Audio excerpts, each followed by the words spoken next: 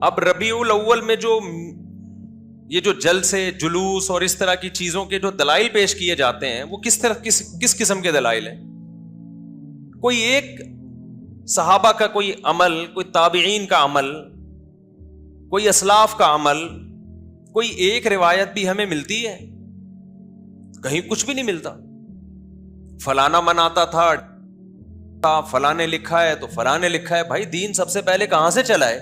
قرآن، سنت، صحابہ، یہ ہے نا دین. تو اور ایک بات خوب اچھی طرح سمجھ لیں، میری حضرت مفتی تقی عثمانی صاحب سے ملاقات ہوئی، ان کی زیارت کے لیے گیا، انہوں نے بڑی زبردست نصیحت کی. وہی بات کی جو ہم کہتے رہتے ہیں، اس سے بڑی تائید ہوئی کہ آپ ان فرقوں کو ختم نہیں کر سکتے.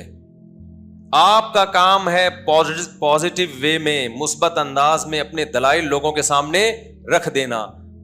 جس کی قسمت میں ہدایت ہوگی آ جائے گا، جس کی قسمت میں ہدایت نہیں ہوگی، جو سیدھا راستہ نہیں چاہے گا، اس کو آپ زبردستی ہدایت نہیں دے سکتے. یہ چلتے رہیں گے اسی طریقے سے. اس جملے سے بڑی تسلی ہوئی. اسلام سے زیادہ حقانیت کس کی ہو سکتی؟ دنیا میں لوگ بتوں کی عبادت کر رہے ہیں کہ نہیں کر رہے؟ کیا دلائل کی دنیا میں ان کا پلڑا بھاری ہے؟ کون دنیا میں ایسا شخص ہوگا جس میں اتنی سینس بھی نہیں ہوگی کہ جس پتھر کو میں اپنے ہاتھ سے تراشتا ہوں، میں نے خود بنایا، میں نے مارکیٹ سے خریدا، 2 خریدنے پر تیسرا فری ملا مجھے، ہول سیل کے ریٹ الگ ہوتے ہیں، وہ میری بگڑی بنائے گا. اس کے لیے کسی دلیل کی ضرورت ہے اس پر رد کرنے کے لیے؟ لیکن کیا بڑے بڑے ڈاکٹر، بڑے بڑے سائنٹسٹ، انجینئرز کیا بتوں کی عبادت نہیں کر رہے؟ بولو نا کیا ہو گیا میرے بھائی؟ تو اگر آپ ان کی ٹینشن لیتے رہو گے ساری زندگی، یہ کیا ہو رہا ہے، یہ کیا ہو رہا ہے، تو اس سے بت پرستی ختم نہیں ہوگی. آپ ڈپریشن اور ٹینشن سے مر جاؤ گے. تو اس کا حل کیا ہے؟ وہی حل ہے جو قرآن نے بیان کیا کہ آپ اپنی بات لوگوں تک پہنچا دیں. جو بھی بتوں کی عبادت کرتا ہے اس کو کہہ دیں، جیسے قرآن نے کہا الہم ارجل یمشون بہا، بتاؤ کیا ان کے پاؤں ہیں جس سے یہ چلتے ہیں؟ ام لہم اعین یبصرون بہا، بتاؤ کیا ان کی آنکھیں ہیں جس سے یہ دیکھتے ہیں؟ ام لہم ایدی یبطشون بہا، بتاؤ کیا ان بتوں کے یہ ہاتھ ہیں جس سے یہ پکڑتے ہیں؟ ام لہم آذان یسمعون بہا، بتاؤ کیا ان کے کان ہیں جس سے یہ سنتے ہیں؟ اس سے اچھے تو تمہارے کان ہیں، تم سنتے ہو. اس سے اچھی تو تمہاری آنکھیں ہیں، تم دیکھتے ہو. یہ تو نہ سن سکتے ہیں نہ دیکھ سکتے ہیں، تو کیوں ان کی عبادت کرتے ہو؟ 2 اور 2 4 کی طرح قرآن بات کر رہا ہے کہ نہیں کر رہا؟ کیا ہندو یہ آیتیں نہیں پڑھتے ہوں گے؟ کیا ان کو یہ معلوم نہیں ہے؟ بول لو بھائی. اس کے بعد بھی آپ دیکھ لو یوٹیوب پہ ویڈیو بھری ہوئی ہیں، ڈاکٹر بھی جاتے ہیں مندروں میں، بتوں کے سامنے جھکتے ہیں. اس سے صاف پتہ چلتا ہے بھائی ہمارا کام اللہ کا پیغام پہنچا دینا ہے، منوانا ہمارے ذمے نہیں ہے.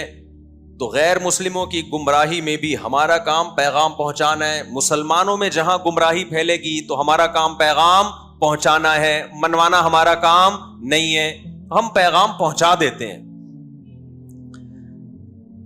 کہ ربیع الاول میں جو کچھ آج کل ہو رہا ہے یہ پیغمبر کا طریقہ نہیں ہے، یہ آپ کی اپنی خواہشات ہیں جن کو آپ مذہب کا لیبل لگا کے پورا کر رہے ہو. دین اپنی خواہشات کا نام نہیں ہے. پورا صحیح کوئی نہیں ہوتا. جب ہم بتاتے ہیں نا کہ محرم میں ایسے گزارو جیسے پیغمبر نے گزارا، ایسے گزارو جیسے صحابہ نے گزارا، تو کیسے گزارا بھائی؟ صرف 10 محرم کا روزہ، 9 10 یا 10 11 بس.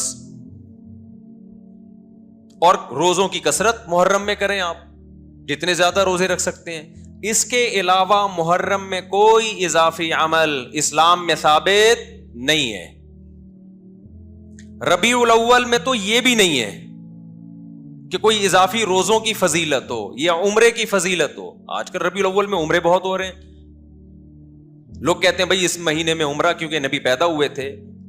تو آپ پیغمبر سے آگے نکل رہے ہو بھائی. ہمارے نبی کو نہیں معلوم تھا کہ میں اس مہینے میں پیدا ہوا ہوں تو میں اس مہینے کی فضیلت بیان کر کے چلا جاؤں. صحابہ کو معلوم نہیں تھا کہ ہمارے پیغمبر اس مہینے میں پیدا ہوئے ہیں تو ہم اس مہینے میں عمرہ کر کے اس کی فضیلت کو بڑھا دیں. کہیں کوئی ایک حدیث دکھاؤ جس میں کسی صحابی نے ربیع الاول میں عمرے کی الگ سے فضیلت بیان کی ہو.